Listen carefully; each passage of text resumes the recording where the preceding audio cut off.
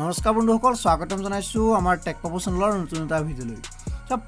বহুতখিনি ছাত্ৰ ছাত্ৰীয়ে এতিয়া এটা স্কলাৰশ্বিপ পাব, অৰ্থাৎ প্ৰায় 10,000ৰ পৰা 20,000ৰ ভিতৰত পইচা পাব। আৰু আপোনালোকে কি ফৰ্ম ফিল আপ কৰিব লাগিব আৰু এইখন কিহৰ ফৰ্ম আৰু ক'ত ছাবমিট কৰিব লাগিব আৰু ফৰ্মখন কেনেদৰে ফিল আপ কৰিব লাগিব এই ভিডিঅ'টো দেখাবলৈ চেষ্টা কৰিম। চ' দেৰি নকৰি তেতিয়াহ'লে আৰম্ভ কৰোঁ আহক।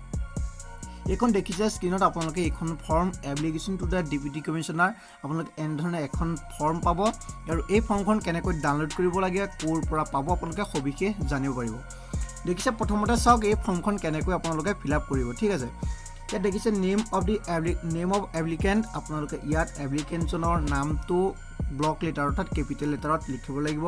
তাৰপিছত আপোনালোকে ডেট অফ বাৰ্থটো দিব লাগিব, ইয়াত জেণ্ডাৰটো চিলেক্ট কৰিব আৰু গাৰ্জেন নেমটো চিলেক্ট কৰাৰ পিছত ৰিলেশ্যনটো কি চিলেক্ট কৰিব। ঠিক আছে, সেইখিনি ফিল আপ কৰাৰ পিছত আপোনালোকে ইয়াত এড্ৰেছটো দি ল'ব, ডিষ্ট্ৰিক্ট আপোনালোকে ইয়াত যিখিনি আপোনালোকে জানিবই ইয়াত দি ল'ব। দিয়াৰ পিছত আপোনালোকে 6 নম্বৰ যিটো অপশ্যন কাষ্টটো আপোনালোকৰ কি হয় চিলেক্ট কৰিব, তাৰপিছত ৰিলিজনটো চিলেক্ট কৰিব, কমিউনিটিটো আপোনালোকৰ লগতে ইয়াত যিটো 9 নম্বৰ অপশ্যন মোবাইল নম্বৰটো ফিল আপ কৰিব। ফিল আপ কৰাৰ পিছত যিটো 10 নম্বৰ অপশ্যন আছে দেখিছে ইয়াত বেংক ডিটেইলছ। ঠিক আছে, আপোনালোকৰ বেংক কি, একাউণ্ট নম্বৰ, IFSC কোড আপোনালোকে এই সকলোখিনি ফিল আপ কৰিব।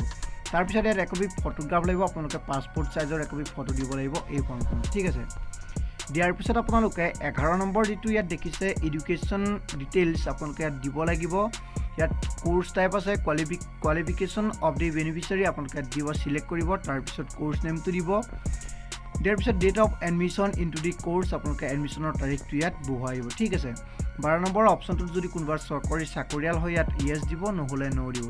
তাৰপিছত আপোনালোকে ফিল আপ কৰি যাব। 14 নম্বৰ অপশ্যনটো চাওক ID প্ৰুফ টাইপ, আপোনালোকে যিকোনো এটা ID দিব লাগিব, ভোটাৰ ID, পেন কাৰ্ড যিয়েই নহওক, ইয়াত নামটো দিব লাগিব। তাৰপিছত ID নাম্বাৰটো দিব লাগিব, যিটো ID আপোনালোকে দিয়ে। তাৰপিছত নেম অন ID অৰ্থাৎ IDটোত আপোনাৰ নামটো কেনেধৰণে আছে ইয়াত লিখি দিব লাগিব। তাৰপিছত আপোনালোকে তলৰ যিটো ইয়াত দেখিছে 16 নম্বৰ অপশ্যন, আপোনালোকে যোনখন স্কুলত বা কলেজত পঢ়ি আছে তাৰ প্ৰিন্সিপালজনে আপোনালোকক পঢ়ি থকা হয় বুলি প্ৰুফ হিচাপে চাইন কৰি চিল কৰি দিব এই ফৰ্মখনত। ঠিক আছে, 17 নম্বৰ অপশ্যনটো আপোনালোকে ফিল আপ কৰিব নালাগে, সেইখনো আপোনালোকৰ CM চেলত আপোনালোকে কিমান এমাউণ্টটো পাব অৰ্থাৎ কিমান পইচা পাব তাত নিজে লিখি তাত চাইন কৰিব। ঠিক আছে, এইখন আছিল ফৰ্মখন। তাত শেষৰ যিটো ডিক্লেৰেশ্যন আছে তাত ডেটটো দি পেলাই প্লেচ দি তাত যিটো ছিগনেচাৰ অফ দি এপ্লিকেণ্ট আপোনালোকৰ এপ্লিকেণ্টজনৰ চাইনটো কৰিব লাগিব। ঠিক আছে, কৰাৰ পিছত আপোনালোকে এই ফৰ্মখনৰ ৰুল এণ্ড ৰেগুলেশ্যন আপোনালোকে চাব কেনেধৰণে ফিল আপ কৰিব, সকলোখিনি ডিটেইলছ দিয়া থাকিব। ফৰ্মখন 3টা পেজৰ হ'ব, ইয়াত ভালদৰে দিয়া থাকিব, আপোনালোকে এইখিনি চাই থাকিব। এইখিনি ক'বলৈ হ'লে বহুত দেৰি হৈ যাব। ঠিক আছে, তাৰপিছত আপোনালোকে যিটো শেষৰ ইয়াত যিখিনি ৰুল আপোনালোকে মানি চলিব লাগিব ইয়াত সকলোখিনি দিয়া আছে, ভালদৰে ফৰ্মখন চাই ল'ব। এই ফৰ্মখন পাই যাব আপোনালোকে মোৰ ভিডিঅ'টোৰ ডেছক্ৰিপশ্যনত থকা লিংকটোৰ জৰিয়তে। ভিডিঅ'টোৰ ডেছক্ৰিপশ্যনত থকা লিংকটোত ক্লিক কৰি দিব।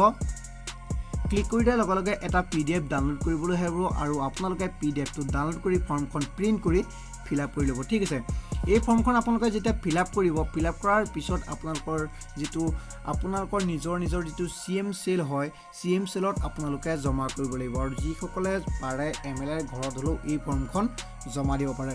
যিহেতু MLA ঘৰত যিহেতু আপোনালোকে যিটো CM চেল হয় অফিচ, তাত আপোনালোকে যদি এই ফৰ্মখন জমা দিয়ে তেতিয়াও জমা ল'ব। ঠিক আছে, ইতিমধ্যে জমাৰ ডেট অৰ্থাৎ আপোনালোকে ফৰ্মখন ছাবমিট কৰিব পাৰে। লাষ্ট ডেট কেতিয়ালৈকে হ'ব এতিয়ালৈকে কোনো ধৰণৰ লাষ্ট ডেট দিয়া নাই।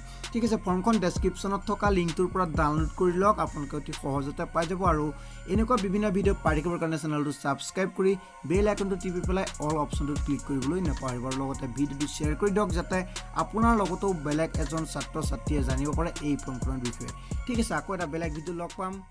জয় অসম।